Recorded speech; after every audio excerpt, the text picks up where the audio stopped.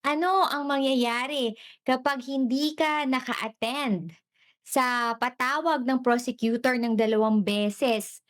Naku, madaming puwedeng mangyari sa inyo kasi kung ikaw ay isang akusado at hindi ka nakapag-attend, sa, subpoena ng prosecutor, eh, puwedeng ma-forfeit yung, karapatan mo na mag-file ng counter affidavit. Halimbawa, may kinaso sa inyo, kinasuhan ka ng, criminal case tapos may nag-file ng affidavit complaint, tapos sinubpoena ka ng prosecutor, halimbawa pinatawag o ano ba kailangan, hindi ka pumunta, tapos 2 beses na, puwedeng ma-forfeit o kaya naman kung ikaw naman ay isang witness lang tapos pinatawag ta's hindi ka pumunta, puwede mag-issue ang prosecutor ng tinatawag natin na, subpoena ad testificandum or, subpoena duces tecum kung meron kang kailangang, dalahing dokumento sa korte at,